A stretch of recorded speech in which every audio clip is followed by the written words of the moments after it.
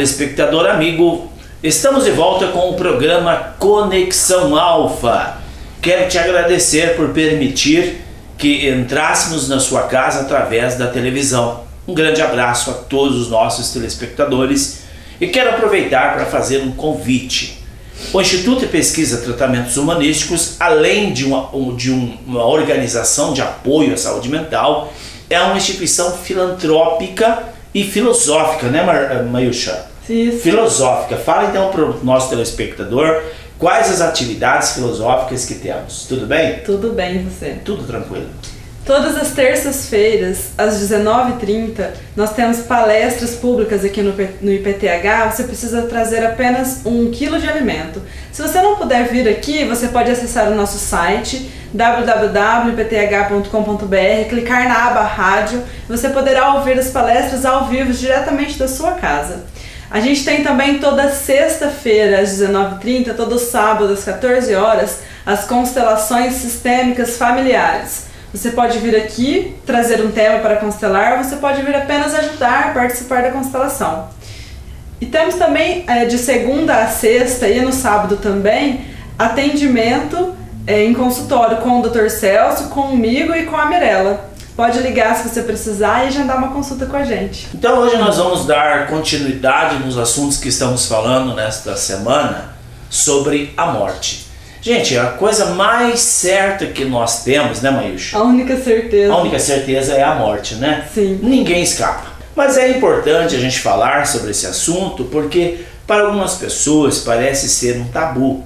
E na verdade deveria ser assuntos assim, claro, assuntos de diálogo com responsabilidade, né? Eu vejo assim é muito normal isso acontecer, quando é um assunto que causa impacto, que causa medo, que as pessoas não vão saber o que falar, todo mundo fica travado. Eu até lembrei de uma coisa agora, eu não sei se cabe falar dentro desse programa, mas eu queria aproveitar o momento que todos estão assistindo a gente para falar daquela brincadeira, Dr. Celso, que as crianças estão fazendo nas escolas, que é com as canetas ou com os lápis. Eles empilham uma caneta em cima de um lápis, uma caneta em cima de uma caneta, ou um lápis em cima de um lápis, e aí eles invocam, entre aspas, aí um demônio mexicano que chamaria Charlie. Até aí eu não sei o que é verdade e o que não é. Eu sei que muitas crianças estão ficando doentes com essas brincadeiras. E por ser um assunto tabu, as escolas não falam sobre o tema, não juntam os pais, os alunos para falarem. Então eu gostaria que você falasse pra gente, Dr. Celso, que essas crianças não deveriam praticar essa brincadeira e o porquê elas não deveriam. Porque esses jovens, quando a gente fala assim que não pode, eles ficam mais desesperados para fazer, porque eles gostam do perigo. Então vamos explicar para eles que não pode e o porquê não pode, para que assim eles parem com essa bobeira, né? A grande verdade é o seguinte, o tabu, aquilo que é proibido, parece que tem um sentido diferente, né, Mayusha? Sim.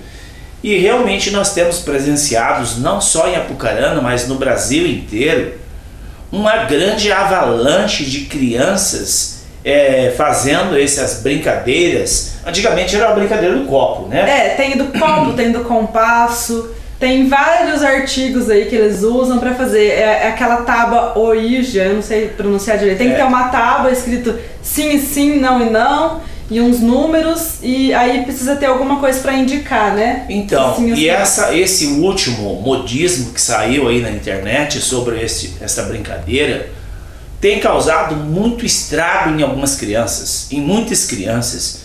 Eu vi por acaso na internet que o estado aqui do norte do Brasil teve centenas de crianças doentes, convulsionando e não sabiam o que era. Eu vi uma escola que os mais velhos, enquanto os mais velhos convulsionavam, os mais novos que nem estavam participando da brincadeira, crianças de 4, 5 anos, começaram a se arranhar, a se bater, a se enforcar. E eles nem estavam participando da brincadeira. Realmente é uma questão muito séria, por isso que nós falamos de assuntos aqui profundos, inclusive, sobre a morte e sobre as questões espirituais.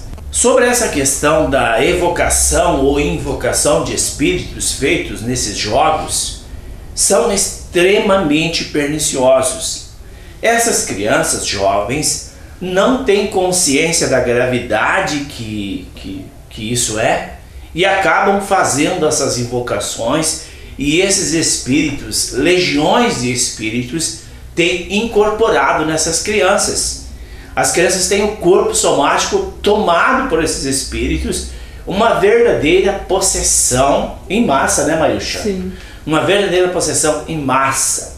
Um grande número de crianças estão passando por sérios problemas espirituais devido à imprudência no exercício dessas brincadeiras de mau gosto, né? Então a nossa dica para os pais é: conversem com as crianças, conversem com seus filhos, expliquem que isso é muito mais sério do que se possa imaginar.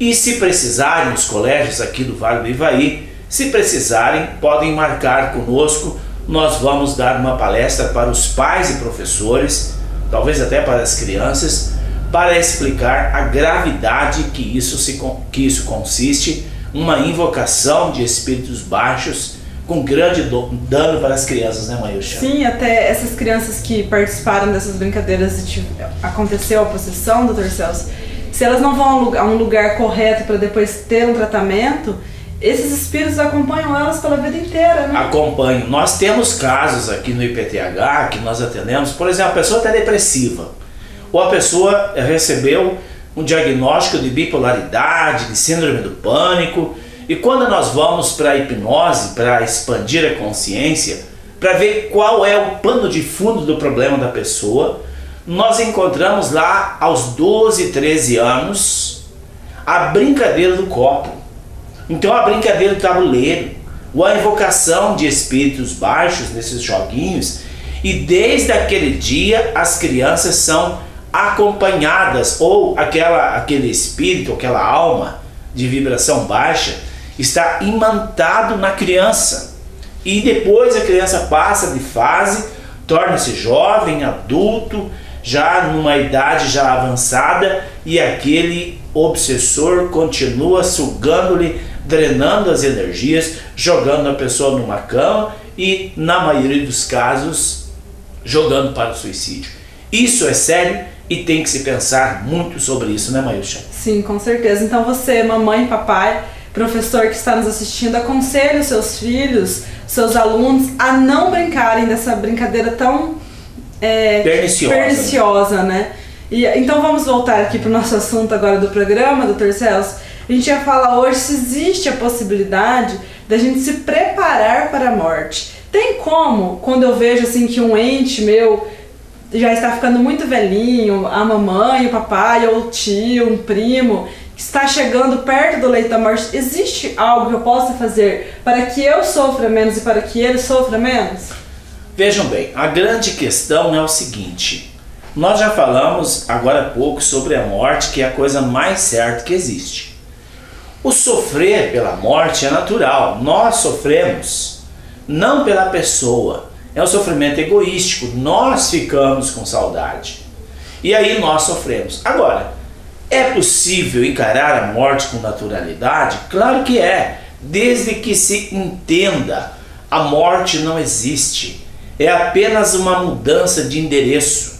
O corpo volta ao pó, a alma vai para um lugar ou para o outro e o espírito volta para Deus. Se nós entendermos assim, nós então compreendamos que não é o fim. E nós vamos encontrar com essa pessoa no pós-morte, ou então essa pessoa poderá vir novamente à Terra através da reencarnação, que é uma bênção de Deus, a reencarnação. E então nós podemos entender que é isso. Nós estamos aqui para cumprir uma missão, com uma passagem apenas, e aceitar, quando a pessoa está no leito da morte, que venceu o tempo dele, e que é o momento que Deus está chamando ele para um outro plano. Isso é, a aceitação é determinante para que não haja sofrimento, né, Marilcha? O luto também é importante para depois que a gente consiga se desapegar dessa pessoa que morreu. É importante sofrer, chorar e depois de um período sair desse luto? Nós observamos aqui nas constelações familiares, e vocês estão convidados para assistir, algumas pessoas que quando a avó morre, por exemplo, o tio, a mãe, e tem crianças pequenas, alguns pais escondem isso das crianças e não permitem que elas chorem aquele luto. E aí, quem não chora o luto na época certa, poderá chorar pelo resto da vida. Poderá desenvolver uma depressão, poderá desenvolver uma bipolaridade ou um outro problema psicológico oriundo da falta de chorar aquele luto.